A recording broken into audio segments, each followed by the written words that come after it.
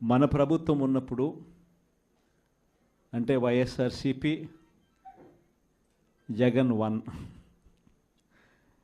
పరిపాలన ఉన్నప్పుడు మనమంతా కూడా ఆ 5 ఏళ్ళు చరిత్రలో ఎప్పుడు చూడని విధంగా ఇంతకుముందు ఎప్పుడైనా ఇది సాధ్యమేనా అని అనుకునే పరిస్థితి నుంచి కాదు లేదు ఇది సాధ్యం అవుతుంది అని చెప్పి చరిత్ర మార్చిన పాలన చూపించగలిగిన పాలన ఎక్కడైనా జరిగింది అని అంటే అది వైఎస్ఆర్ కాంగ్రెస్ పార్టీ పాలనలోనే మాత్రమే జరిగిందని చెప్తాను. ఈరోజు పరిస్థితి ఏమిటి అని చెప్పి ఒక్కసారి చూస్తే నేను చెప్పిన ప్రతి అంశంలో కూడా ఒకవైపున సూపర్ 6 గాలికి ఎగిరిపోయింది, సూపర్ 7 గాలికి ఎగిరిపోయింది, ఎన్నికలప్పుడు చెప్పిన మేనిఫెస్టో చెత్తబుట్టలోకి వెళ్ళిపోయింది, ప్రజలకు ఇచ్చిన మాటలు మోసాలుగా తేలిపోయాయి. మరోవైపున వ్యవస్థలన్నీ కూడా ఇప్పుడు నేను చెప్పిన వ్యవస్థలన్నీ కూడా విద్య, వైద్యం, వ్యవసాయం, గవర్నెన్స్ అన్ని వ్యవస్థలు కూడా తిరోగమనంలో కనిపిస్తూ ఉన్నాయి. కేవలం ఒకే ఒక వ్యక్తి మారాడు ముఖ్యమంత్రి, ఒకే ఒక పార్టీ మారింది, వైఎస్ఆర్సీపీ పక్కకు పోయి టీడీపీ వచ్చింది, తేడా అంతే. ప్రతి వ్యవస్థ తిరోగమనం, ప్రజలకు అంతవరకు అందుతూ ఉన్న ప్రతి పథకం రద్దు, వీళ్ళు చేస్తామన్న ప్రతి పథకము మోసం, అబద్ధం. కేవలం 9 నెలల కాలంలోనే ఇవన్నీ మన కళ్ళ ఎదుటే ఇవాళ కనిపిస్తూ ఉన్న పరిస్థితులు. నేను అందుకనే చెప్తా ఉన్నా, ఈరోజు ఓడిపోయినా కూడా చెప్తా ఉన్నా, మనకి ఇంతకుముందు 50% ఓట్ షేర్ వచ్చింది, ఈ ఎన్నికలు అయిపోయేసరికి మన ఓట్ షేర్ 40%. ఒక 10% ఓట్ షేర్ మనకు రావాల్సింది రాకుండా పోయింది. కారణం ఆ రోజు కేవలం మీ జగన్ అబద్ధాలు చెప్పలేకపోయాడు, అదొక్కటే కారణం. కానీ నేను చెప్తా ఉన్నా, మీ జగన్ అబద్ధాలు చెప్పలేకపోయాడు కాబట్టి అధికారానికి మనం దూరం అయ్యాం. కానీ అధికారానికి దూరం అయినా కూడా మీ జగన్ మీ గుండెల్లోనూ మీ మనసుల్లోనూ లీడర్ అంటే ఇలా ఉండాలి అని చెప్పి మాత్రం ముద్ర వేయగలిగాడు. కారణం ఏమిటంటే రాజకీయాల్లో ఉన్నప్పుడు విలువలు ఉండాలి, రాజకీయాల్లో ఉన్నప్పుడు విశ్వసనీయత అన్న పదానికి అర్థం తెలియాలి. ఈ జగన్, మీ జగన్ మరో 30 సంవత్సరాలు రాజకీయాల్లోనే ఉంటాడు.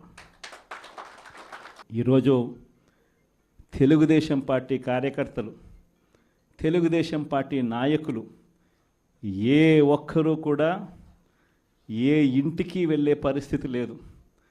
వీళ్ళు గన ఇళ్ళకు పోవడం మొదలు పెడితే, వీళ్ళు గన ప్రజల్లో తిరగడం మొదలు పెడితే ఏమవుతుంది? ఆ ఇంట్లో నుంచి ఆ చిన్నపిల్లలు మొదలు పెడతారు, ఏమంటారు? నా 15,000 ఏమైంది, నా 15,000 ఏమైంది, నా 15,000 ఏమైందని.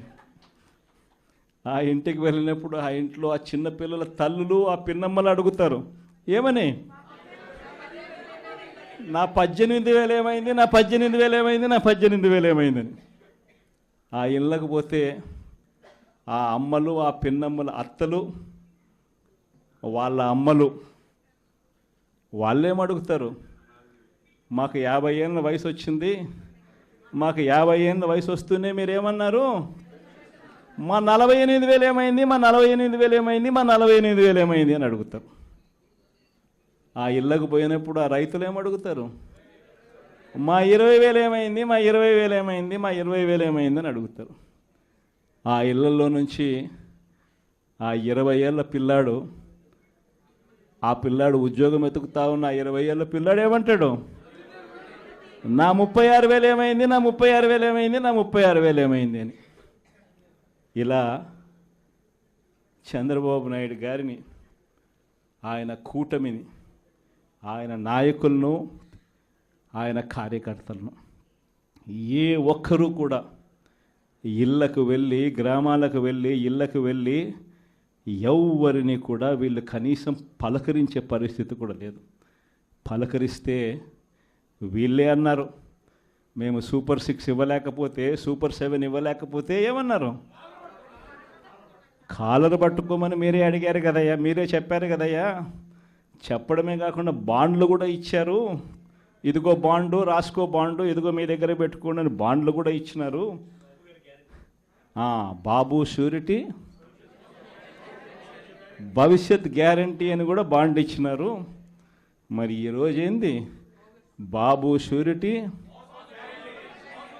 మోసం గ్యారంటీ అని చెప్పి రుజువైంది అని ఈరోజు కాలర్ పట్టుకునే పరిస్థితిలోకి ప్రజలు ఇప్పుడే ప్రశ్నించడం మొదలుపెట్టారు. ఈ ప్రశ్నించే పరిస్థితి నుంచి ఇక నెక్స్ట్ కాలర్ పట్టుకునే పరిస్థితిలోకి పోవడం అన్నది ఇక త్వరలోనే జరగబోయే కార్యక్రమం. నేను ఇవాళ మీ అందరికీ కూడా ఈ విషయాలన్నీ ఎందుకు చెప్తున్నానంటే, అన్ని రకాలుగా ఈ ప్రభుత్వం ఫెయిల్ అయిపోయింది. ఈరోజు ఈ ప్రభుత్వంలో జరుగుతూ ఉన్నది ఏమిటి అని అంటే, స్కాములు తప్ప ఇంకా ఏమీ జరగడంలో. ఈరోజు రాష్ట్రంలో ఒక ముఖ్యమంత్రిగా ఒక పాలన సాగించేటప్పుడు, ఒక పార్టీ అధికారంలో ఉండి పాలన సాగించేటప్పుడు ప్రతి పార్టీకి కానీ, లేకపోతే ప్రతి ముఖ్యమంత్రికి కానీ, ఆ ప్రతి నాయకుడికి కానీ, ఆ పార్టీకి సంబంధించిన ప్రతి నాయకుడికి కానీ ఏమనిపించాలి? అదిగో మా నాయకుడు, కాలర్ ఎగరేసుకొని చెప్తున్నాం, పలానా వాడు మా నాయకుడు అని చెప్పుకునే పరిస్థితి ఉండాలని ప్రతి నాయకుడు అనుకుంటాడు. ఈరోజు పరిస్థితి ఏమిటి? ఎందుకు వీళ్ళంతా అధికారంలో ఉన్నారు అని అంటే, వీళ్ళకే తెలియదు ఎందుకు అధికారంలో ఉన్నారని.